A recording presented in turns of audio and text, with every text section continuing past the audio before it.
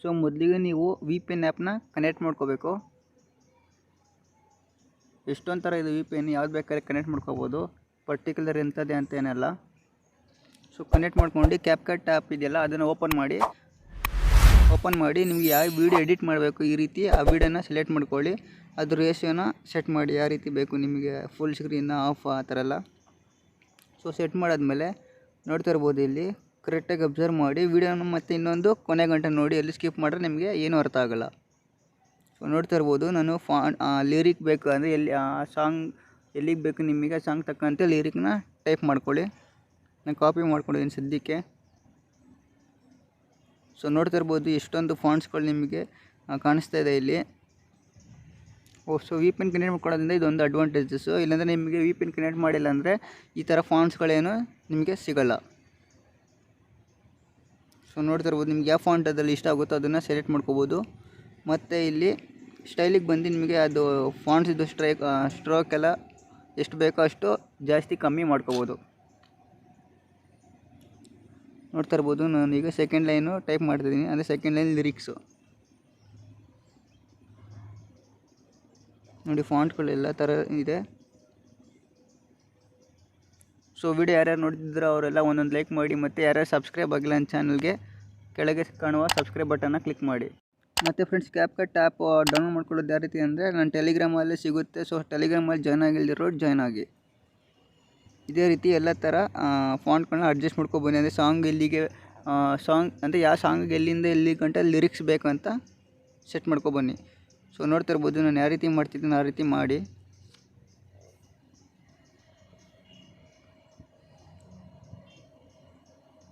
So song ಇದು second ಲೈನ್ದು ಇಲ್ಲಿಗೆ ಬರ್ತಿದೆ. ಸೊ ನಾನು ಅದಕ್ಕೆ ಇದನ್ನು ಕಟ್ ಮಾಡ್ಕೊಂಡು ಈ ಕಡೆ ಎಕ್ಸ್ಟ್ರಾ ಪಾರ್ಟ್ನ ಇದನ್ನ ಡ್ರ್ಯಾಗ್ ಮಾಡ್ತೀನಿ, ಅಂದರೆ ಈ ಕಡೆಗೆ ಮೂವ್ ಮಾಡ್ತೀನಿ.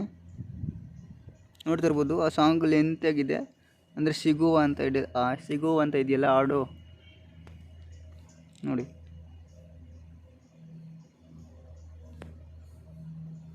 ಸೊ ಒಂದು ಸತಿ ಪ್ಲೇ ಮಾಡ್ತೀನಿ ಕರೆಕ್ಟಾಗಿದೆಯಲ್ಲ ಚೆಕ್ ಮಾಡೋದಕ್ಕೆ.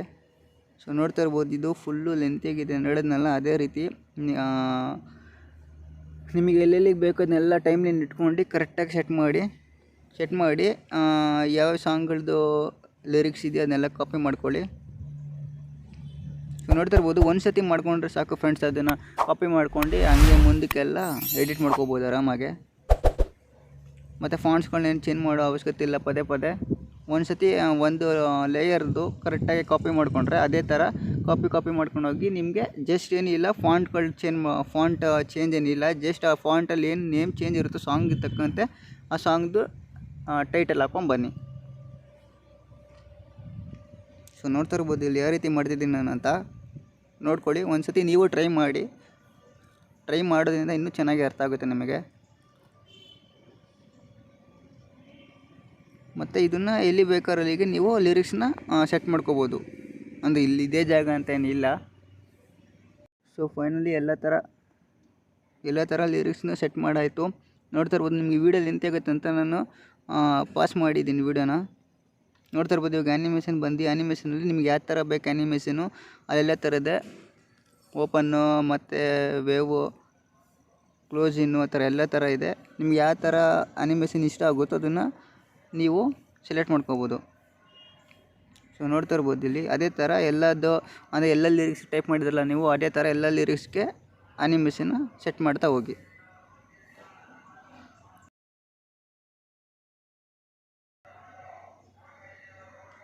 ಮತ್ತು ಇನ್ನೊಂದು ಫ್ರೆಂಡ್ಸ್ ಇವಾಗ ನೋಡಿ ಇನ್ನೊಂದು ತೋರಿಸ್ತೀನಿ ನಿಮಗೆ. ಈ ಲಿರಿಕ್ಸಲ್ಲಿ ಆ್ಯನಿಮೇಷನ್ ಯಾವುದಾದ್ರು ಒಂದು ಸೆಟ್ ಮಾಡಿ ನಿಮಗೆ ಎಲ್ಲಿ ಗಂಟೆ ಬೇಕು ಟೈಮ್, ಅಂದರೆ ಸೆಕೆಂಡ್ಸಲ್ಲಿ ಲಿರಿಕ್ಸ್ ಟೈಪ್ ಆಗಬೇಕಂತ ಅದರಲ್ಲಿ ಡ್ರ್ಯಾಗ್ ಅಂದರೆ ಸೆಕೆಂಡ್ಸ್ ಇರುತ್ತೆ ಅಲ್ಲಿ 0.3 ಆ ಥರ ಸಮಥಿಂಗಲ್ಲಿ ನೀವು ಸೆಟ್ ಮಾಡ್ಕೊಂಡು ಜಸ್ಟ್ ನೀವು ಪ್ಲೇ ಮಾಡ್ಬೋದು ಸಾಂಗ್ನ ಪ್ಲೇ ಮಾಡಿದಾಗ ನಿಮಗೆ ಗೊತ್ತಾಗುತ್ತೆ. ಓಕೆ ಫ್ರೆಂಡ್ಸ್, ಲಿರಿಕ್ಸ್ ಎಲ್ಲ ಸೆಟ್ ಮಾಡಾಗಿದೆ. ಸೊ ಇದನ್ನು ಎಕ್ಸ್ಪೋರ್ಟ್ ಮಾಡಿ.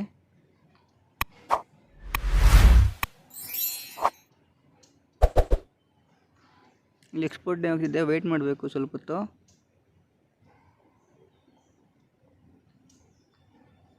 ಸೊ ಎಕ್ಸ್ಪೋರ್ಟ್ ಆಗಿದೆ, ಡನ್ ಅಂತ ಹೊಡಿರಿ. ಮತ್ತು ಆ್ಯಪ್ನ ಎಕ್ಸಿಟ್ ಮಾಡಬೇಡಿ, ಅಲ್ಲೇ ಬನ್ನಿ ಮತ್ತು ನ್ಯೂ ಪ್ರಾಜೆಕ್ಟಿಗೆ ಬಂದು ಸ್ಟಾರ್ಟಿಂಗ್ ವಿಡಿಯೋ ಇದೆಯಲ್ಲ, ಅಂದರೆ ನೀವು ಎಡಿಟ್ ಮಾಡೋಕ್ಕೂ ಮುಂಚೆ ಹಾಕೊಂಡ್ರಲ್ಲ ಅದನ್ನು ಹಾಕ್ಕೊಳ್ಳಿ.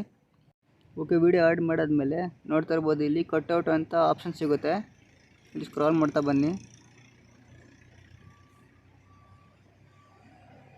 ಮತ್ತು ಇನ್ನೊಂದು ಫ್ರೆಂಡ್ಸ್, ಇದನ್ನು ಅಡ್ಜಸ್ಟ್ ಮಾಡ್ಕೋಬೇಕು ಕರೆಕ್ಟಾಗಿ ವೀಡಿಯೋನ, ಇಲ್ಲಾಂದರೆ ಸರಿಯಾಗಿ ಬರೋಲ್ಲ. ಅದಕ್ಕೋಸ್ಕರ ಅದಾದಮೇಲೆಲ್ಲ ಸೆಟ್ ಮಾಡಿದ್ಮೇಲೆ ಕಟ್ಔಟ್ ಅಂತ ಇರುತ್ತೆ. ಆ ಕಟ್ಔಟ್ ಮೇಲೆ ಆಪ್ಷನ್ ಬಂದು ರಿಮೂವ್ ಬ್ಯಾಕ್ಗ್ರೌಂಡ್ ಅಂತ ಇರುತ್ತೆ. ಆ ರಿಮೂವ್ ಬ್ಯಾಕ್ಗ್ರೌಂಡ್ ಮೇಲೆ ಕ್ಲಿಕ್ ಮಾಡಿದ್ರೆ ನಿಮಗೆ ವೀಡಿಯೋ ಈ ರೀತಿ ಬರುತ್ತೆ ನೋಡಿ. ಸ್ವಲ್ಪ ಟೈಮ್ ತಗೊಳುತ್ತೆ, ಅಲ್ಲಿ 100% ಆಗಬೇಕು. ನೋಡ್ತಾ ಇರ್ಬೋದು, ಅಲ್ಲಿ ಲೋಡ್ ಆಗ್ತಿದೆ. ಇದು ಲೋಡ್ ಆದಮೇಲೆ ನಿಮಗೆ ಕಂಪ್ಲೀಟಾಗಿ ವೀಡಿಯೋ ಸಿಗುತ್ತೆ. ಅಂದರೆ ಬ್ಯಾಕ್ಗ್ರೌಂಡಲ್ಲಿ ಟೆಕ್ಸ್ಟ್ ಶೋ ಆಗಬೇಕಲ್ಲ, ಆ ರೀತಿ ಬರುತ್ತೆ ನೋಡಿ.